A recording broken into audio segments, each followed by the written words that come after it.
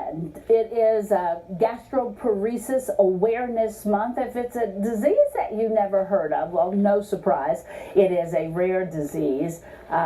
Wish it was rare in my family. I have it, and then we just found out just a few months ago that my daughter has it as well.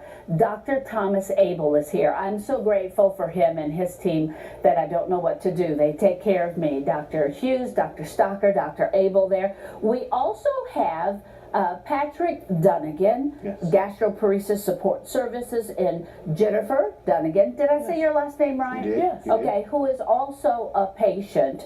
If you want to know more information, it's KentuckyOneHealth.org/Jewish Hospital GI Motility Clinic GPSupportServices.com. I know that's an awful lot, but I'll put this on my Facebook page. So we got a big proclamation to finally recognize gastroparesis. It took forever for someone to diagnose me. Yeah, so that's the proclamation for Awareness Month. Yeah, very, very common. Our average patient takes 7 years. Yeah. I mean, because I had been sick for so long. So explain gastroparesis. Well, technically it means delayed emptying or paralyzed stomach, but really it means disordered emptying. The stomach's not working correctly, Yeah. whether it's delayed or not. It's been around for many years, but very hard to diagnose. It wasn't until 40 years ago that we even had the techniques to diagnose it. It usually has symptoms: nausea, vomiting, pain, bloating, distension, things that all of us have had at some point. No, but these are serious. These are serious. These are like serious. These are like every day. Right. Before I was diagnosed, and I still do it, I still carry emesis bags with me. Those are the little bags they give you in the hospital, you know, just in case you have to throw up. Because I didn't know when I was going to have to throw up. And Jackie Hayes used to hate to sit next to me because I never knew when I was going to have to throw up. So I could throw up and get right back up and do the news. Not that anybody wants to know this. And Jennifer, I don't know how much you want to share, but I could go 15 days without ever using the bathroom. And it feels yes. like your stomach's going to rip right open. Yeah. How is it for you? It's pretty much the same way. Yeah. It's almost, to me, it's like having the flu, but year round. It doesn't ever Doesn't go away. Yeah. You know, you start to feel better for a day or two, And you're like, then, yes. and you think you can go out and do something, and then you're thrown back 5 or 6 steps, you know, and then you're back in bed again. Yeah. You know, because you did too much. Do you have a stimulator? I do have the stomach stimulator. All right, so I had mentioned this earlier. I have a stimulator, and Jennifer has a stimulator. Now, my daughter doesn't have one, so there are medications that will help. First, give the symptoms and then the help.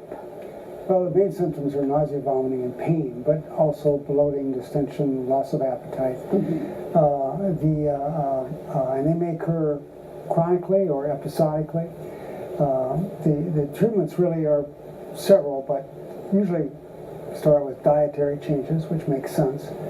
And then there are medications, although there are not very many, and the few that we have are not necessarily very safe. Right. Some of them have black box warnings. Black box warnings meaning things that can happen to you. Like I know one of them, tardive dyskinesia, which you can't get rid of. And I was like, I'm not taking that, you know. Right. So you worry about that. Right. And there are devices, which we've talked about. There are some surgeries. There are some other approaches to detoxify what we think is inflammation that underlies this disorder. So there are lots of things in the works, but right now there's no really, quote, cure. There are lots of treatments, and we're all doing our best to try to help. Well, we know that you're doing your best. My stimulator makes me feel a little bit better. Jennifer, I don't know how it does for you. I mean, it's certainly, I thought I was going to have to stop working, but this keeps me going. How does it do for you? It does help. It helps with the nausea.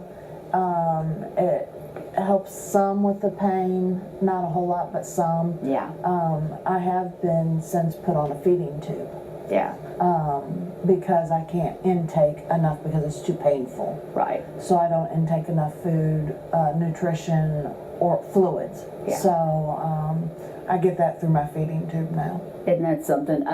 For you, Patrick, you are part of the support services because you see how your wife struggles. Yes, we were going to call it Jennifer's GP house. Yeah. Right, and Which is how it started, because I Right, remember when she right, started it. Exactly. Well, with Dr. Thomas Abel's nephew, we decided to call it Gastroparesis Support Services, and we try to take care of their stay while they're here in Louisville. Besides medical treatment, that being a hotel room, gas cards, grocery cards. Last thing we want them to worry about when they're here in our city is their stay. Yeah. Right. So that's what we do. Dr. Abel, because people come from everywhere just to see you all. They do, yeah, there are very few places. I was in there and unfortunately. somebody from Panama was there. Yeah. Yeah, very few places in the country or the Northern Hemisphere that are interested in this disorder. It's amazing. Well, we wanted you all to know it is Gastroparesis Awareness Month. Again, we appreciate what you all do. I'll put this information on my Facebook page. It's certainly something that we want you to know. Kentucky Rare Action Network is going to be Friday 10 to 2 if you want to know about it. That's right at 200 Abraham Flexner Way. Learn about it. Gastroparesis Awareness Month. Thank you. We'll be back. Again, National Organization for Rare Disorders, 10 to 2, Friday, August 10th at Jewish Hospital, Abraham Flexner Way. All of this is going to be on my Facebook page. Thank you all, and thank you for watching. Listens is next.